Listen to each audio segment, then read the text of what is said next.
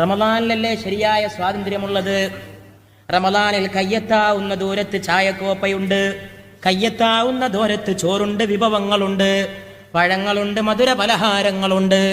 കയ്യങ്ങോട്ട് എത്തിപ്പിടിക്കാൻ വിശന്ന് പൊരിയുന്ന വയറാണ്, ദാഹിക്കുന്ന വയറാണ്, നാവിൽ എരിപൊരി കൊള്ളുന്ന ദാഹമാണ്, അണ്ണാക്ക് പറ്റുന്ന ഭേദാഹമാണ്.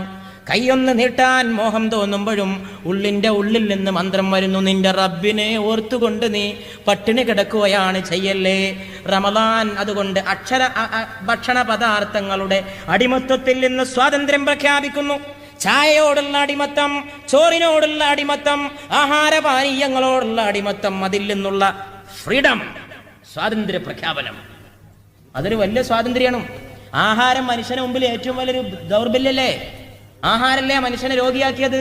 എങ്ങനെ ഈ പ്രമേഹമൊക്കെ ആൾക്കാർക്ക് ഉണ്ടായത്? നമുക്കൊക്കെ ഉണ്ടാവണ്ടല്ലോ. ഇന്നിപ്പോ എവിടെ പോയാലും മധുരില്ലാത്ത ചായ ഓപ്പൺ. ചായ മധുരില്ലാത്തതെന്ന് പറയും, വേറെ കണ്ട മധുരമൊക്കെ തിന്നും ചെയ്യും.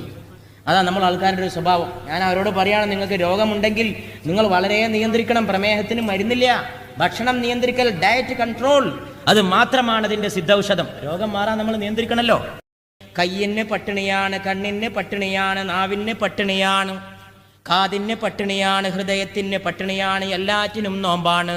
കണ്ണുകൊണ്ട് കാണരുതാത്തത് നീ കാണരുതേ, കാതുകൊണ്ട് കേൾക്കരുതാത്തത് നീ കേൾക്കരുതേ, മനസ്സുകൊണ്ട് ചിന്തിക്കാൻ പാടില്ലാത്തത് ചിന്തിക്കരുതേ, കൈകൊണ്ട് ചെയ്യാനരുതാത്തത് ചെയ്യരുതേ, കാലുകൊണ്ട് നടന്നു പോകാൻ അരുതാത്തതിലേക്ക് നീ ഒരിക്കലും നടന്നു പോകരുതേ. ശരീരത്തിന് മുഴുവൻ നോമ്പാണ്, നോമ്പാണ്. അങ്ങനെ വരുമ്പോൾ അച്ചടക്കമായി കോപമില്ല, ക്രോധമില്ല, ലോഭമില്ല, എല്ലാവിധ മാനസികവും ഹൃദയപരവുമായ രോഗങ്ങളിൽ നിന്നുള്ള സ്വാതന്ത്ര്യം. പരിശുദ്ധ റമളാൻ